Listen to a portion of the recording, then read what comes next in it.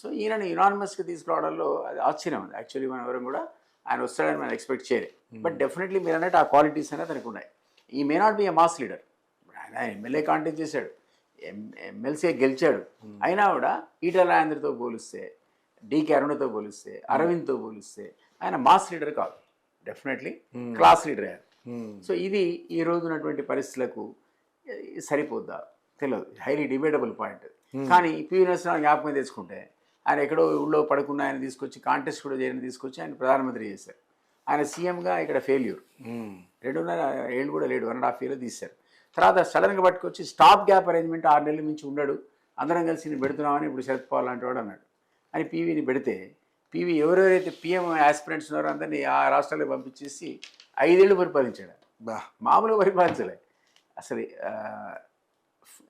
Financial revolution తీసుకొచ్చాడు.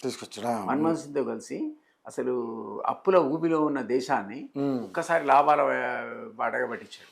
సరళీకృత ఆర్థిక విధానాల్లో పీవీ చేసిన సంస్కరణలే ఈరోజు ఇండియా డెవలప్మెంట్ కారణం, మనం ఒప్పుకోవాలి.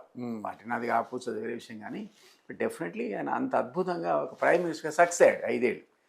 ఈ రామచంద్ర కూడా చేస్తాడేమో చెప్పలేదు. రామచంద్ర కూడా ఆయన కూడా సౌమ్యుడే, ఆయన సౌమ్యుడు అనుకుంటుంటే ఆయన కొత్త కోణంలో ఏమైనా ప్లాన్ చేస్తాడేమో. అందుకే పీవీ ఎగ్జాంపుల్ చెప్పారు. ఆయన సౌమ్యుడే, ఆయన వివాద రహితుడే, ఆయన కూడా ఇట్లాంటి ఏమంటారు కట్టర్ పాలిటిక్స్ చేయడు. అట్లాంటి మరి the most successful prime minister ఆయన. ఇప్పటికి కూడా మనం తెలుసుకుంటాం కదా ఆయన ఈ దేశం ఈరోజు ఆర్థిక విధానాలు ఉన్నాయంటే, పైగా అందులో మన తెలంగాణ కూడా బాగా తెలుసుకుంటాం. ఇంకా గ్రేట్ మ్యాన్ అని అనుకుంటారు. అట్లే మరి రామచంద్ర కూడా ఆయనకు వేరే కోణం ఏముందో ఆయన దగ్గర.